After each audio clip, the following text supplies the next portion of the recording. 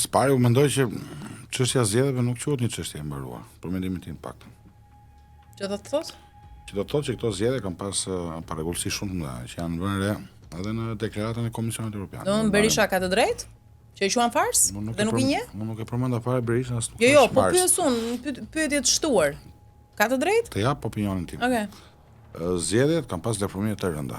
Gjë që e konfirmon edhe deklarata për përsërisë një herë e Komisionit Evropian. U fol paktën për 3 element, ai që binte më shumë sy ishte përdorimi i administratës publike, falja gjobave, pra disa vendime që kanë të bëjnë me shpërdorimin e qartë të pushtetit në favor të rezultatit elektoral. Me këto duhen thënë se janë vërteta. E dyta, para se shkojmë te numrin. Së dyti besoj që reagimi i ambasadës së Bashkuara të Amerikës kanë qenë i qartë në heshtjen dhe në simbolikën e vet. Në lidhet me këtë thua? Po patjetër, më çfarë. Ai lloj reagimi? Me çfarë lidhet? Po mirë, i njoh zgjedhjet. Nuk di edhe një herë. Se të urosh popullin për zgjedhjet do të thotë. Po.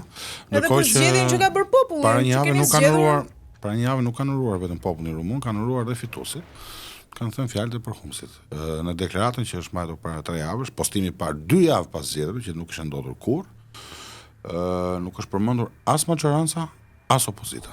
Vetëm me këtë lidhet as PS-ja, as PD-ja. Se mund të lidhet dhe me ndonjë marrëdhënie të tensionuar që kanë personalisht me Edi Ramën për shembull. Me Edi Ramën, po me Sali Berishën? Në marrëdhënie. Dhe kanë shmangur personale kush? Jo, një rrugë e dy punë, sepse kush personale? Edhe Berisha non grata dhe në politikë ka zë personale. Jo, po të përmendin njërin do përmendin dhe tjetrin. Jo, më pse duhet patjetër mund të përmendin ata që duan ata. Përmend pse kanë frikë nga Berisha, kanë shëbat në Irak se mos mërzihet Berisha, po flasim për Shtetet Bashkuara të Amerikës, nuk po flasim për të lutem. Po dakord pra, po. Nuk po flasim për komunën e ata fuqi dhe mundësi të bënin një reagim më të hapur dhe nuk po flasim për kryetarin e komunës Kasharit, po flasim për sekretarin e shtetit. Po jam dakord pra, po nëse ata mendojnë edhe ata si ju që ishte një lloj farse, nuk do të bënin një reagim ndryshe ose kanë thënë një lloj ndërhyrje në sensin. S'kam të ndryshme. Postimi i dytë çafliste. I treti që akoma më i rënd, nëse e mbani mend, kur tha që nuk mund të ketë partneritet strategjik midis dy vendeve, jo. Po se kanë pas disa reagime të njëpasnjëshme. 3 postime të njëpasnjëshme. Unë shumë kujdesshëm në politikën e jashtme dhe politikën e sigurisë, se kam dhe profesion të dytë. Dhe i treti që i hapur, pra nuk mund të ketë partneritet strategjik ku cënohet liria besimit, liria fjalës dhe mbi të gjitha e drejta zgjedhjes elektorale. Çka do të thotë? Që këtu është cënuar e drejta për të zgjedhur deputetin apo qeverinë që do. Kjo nuk e bën. Kjo nuk ka lidhje me Sali Berishën. Pra nëse nuk kanë qenë zgjedhje të rregullta në Shqipëri, kjo nuk do të thotë që automatikisht do të jepet zemër apo do të fitonte Sali Berisha. Sali Berisha nuk fitonte kurrë zgjedhjet. Dhe këtë e kam thënë. Jo, dakor, të mbetemi edhe pak këtu. Patërë nëse këtë e di kanë edhe amerikanët, ose që nga e gjithë ditur, e gjithë faktuar. Unë nuk flas emër të amerikanëve, unë lexoj mesazhet dhe postimet. Kaq ditë. Po dakord, po nuk ndryshon asgjë, është. Ato se dim të ndryshon. Shikoj, Sali Berisha mbani mend në 26 maj ka qenë njeriu më i fuqishëm në Shqipëri. Rrihte, vriste, thynte kutit, fitoi zgjedhjet e torit mbas 28 majit. Ka qenë, domethënë 4 muaj, më pas ka mbajtur zgjedhje lokale, po nuk preku njëri me dorë, nuk preku kuti, se njerëzit u trembën. Praktikisht nuk dolën votonin. Dhe Partia Socialiste humbi dhe PD fitoi. 2 muaj më mbrapa, ju e mbani mend ç'është bërë në Shqipëri, nëntor tetor. Pra pati një reagim shumë të fortë dhe nga ai kollosi që nuk donte ta dinte as për Shëbat, që nuk priti zëvendësën sekretar në shtetin rinë as fare, mbani mend besoj. Apo marrëdhënia shumë tensionuara mbas kërkesës për përsëritur.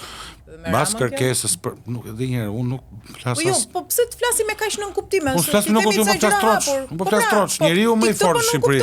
Sali Berisha, po sa ai përgjigje Edi Rama, se Edi Rama ka qenë aty në 96. Edi Rama do të na shpjegojë ne pse nuk ka prej një viti e gjysmë as takim me asnjë zyrtar Shëbave. Për këtë kanë i përgjigje Edi Rama, është fakt publik apo s'është? Ditet që do të shkoj, mund të shkoj këto ditë në SBA sepse martohet Alex Soros. Po unë do ikse martoj çupën e tezës në Tragjas, po nuk do të thotë që do të votoj Tragjasi. Që të jemi qartë. Po mirë, nuk e dim se mund të bëjë takime atje. Nuk po flasim as për dasmë as për synet lëqe. Po flasim për marrëdhënie me SBA-t. Aty mund të martohet kushdo, mund të bëjë synet në shoku Ramës, cilin kalamat dore, mund të ketë fejesa, mund të jetë shohin në ndeshje basketbolli. Unë po flas qartë dhe troçë Diona. Zoti Rama nuk ka asnjë takim zyrtar me asnjë zyrtar të Shtetit Bashkuar të Amerikës. Dhe ato delegacione që kanë ardhur, ju e mbani mend shumë mirë, kanë pas takime vetëm me drejtsinë, KLD-n, KLG-n, SPAK-un, QK-n. Çfarë do të thotë kjo? Këtë duhet ta gjej. Jo, çfarë do të thotë kjo? Këtë duhet ta përkthej Çfarë Edi do të Rama. prodhoj? Çfarë mund ndodh? Këtë duhet ta analizoj mirë Edi Rama me ortakun e tij Sali Berisha, se këta janë bashkë. Bashkë bën kodin zgjedhor, bashkë kodit spakun, secili me fjalorën dhe mënyrat e veta. Bashkë kanë bizneset. Si janë bashka? Ti rinjëshi unë dyshi? Akoma s'është qartë pas kaq vitesh që ta. Unë po pyes. Sa kauza, sa palëzjedhje ka shitur PD? Po sepse janë mira demokrat që Demokrat u pëlqen kjo. zhgënjen, janë lodhur. Jo, nuk shënjen. Si? Jo, ata presin rotacion. Kur çfarë presin rotacion? Me Sali Berisha rotacion? S'mund ketë kur. Nuk kanë pritur rotacion. Se ka edhe demokrat. Ata që kanë votuar për PD-n, përveç një pjesë emocionale që akoma nuk kuptoj çfarë emocionesh i mban me atë parti që ka 12 vite që vetëm dështon në çdo parëzgjedhje. Pa dashje me dashje na ka marrë qaftë në të tjerëve, çdo gjë që ka dalë nga PD-ja praktikisht është shpërbër. Unë ditën e parë mbas zgjedhjeve kam pranuar dështimin tim personal dhe të partisë profesorat zgjedhje, kështu që nuk kam asnjë kompleks ndaj asnjëriu. Dhe kam thënë të vërtet madhe që e gjithë opozita dështojnë për herë të satë, të 7, 2013, 15, 17, 19, 14 maj, 21, 2023. 7 palëzgjedhje të humbura. Qa pret nga njëti leadership, nga njëta mënyrë të funksionore, këta 500.000 njerëz, që rezultate ndryshëm presin? S'ke çfarë pret rezultat tjetër. Po t'ishte se kishte fitore, ne nuk shim dalë nga PD-ja. Në kuptimin jo thjesht për të marrë fitore, në? Të jemi të qartë, nëse ajo parti do funksionante. Sa vite kam unë që flas, që në 2017. Dhe ata 500.000 vazhdojnë prap i bien murit me kokë. Thyen kokën dhe gjithmonë ka fajin muri. Ky është problemi që ka sot PD-ja. Të njëjtin problem ka Partia Socialiste për mua. Janë të pakënaqur një pjesë shumë të madhe, dhe këto ti them. Pa në pushtet ndryshon puna. Më falë, halli i Shqipërisë është do marrin rrogë nga 100 ca mijë, më falë që po ta them, nga 50.000 ata që janë telengji, që shkojnë një 2 vjet për të bërë fushat dhe marrin rrogën kot. Për ata. Se ky është fati për ata, po çfarë? Jo, për ata them unë, jo për Shqipërinë. Po hajde ikim të tjerë të tjerë, këta këtu, po ikim. Ne po flasim për fatin e vendit, po flasim për gjendjen e Shqipërisë. Nuk kam hallun, po them një herë për ja 50.000 telengji që ka futur këtu në punë, që ka shtuar administratë nga 110.000, 108.000, 50.000. Që çoni rrogat atje, nuk shkojnë as i ditë në punë, han paratë taksa paguesve kot, qyl, posin bankomat kartën një herë në muaj dhe bëjnë fushat për Partinë Socialiste. U bën presion mësuesve, infermierëve, mjekëve, punonjëve të sjellësit, të naftës, çdo sektor publik. Është bërë presion hapur administratës për të bërë vota, jo vetëm për të votuar. Këta 700.000 që votojnë ulin kokën pas i llojit digniteti, siç ulin këta 500.000 tjerë të Sali Berisha, dhe rezultati është ky. 1.300.000 kanë votuar pa dignitet të herë dhe pas një kuptim politik të votës. Në fajin e ka populli. S'di të votoj, se praktikisht shrybi. Duket se kanë votuar mirë këta 700.000. Atë të dalë një burr të më thotë, cilat janë arritjet e kësaj qeverie? Kush? Erion Velie? Insenatorët? Anijet e Vlorës? Një sekondë, ka refuzuar Berishën. Jo, është ajo që thonë. Jo, te thatë ju, se thash unë. Po këtë nuk kuptoni ju në gjithë analizën tuaj. Këtë po, unë po them troshmër kanë votuar për një rrogë. Këtu më rezulton që 85% sot, edhe gazetar, dhe miqtan, edhe deputet, jetojnë për një rrogë. Si ka mundësi të çohen deputet Partisë Demokratike sot dhe thonë përveç Sali Berisha do të jetë gjithë tjerët. E di pse?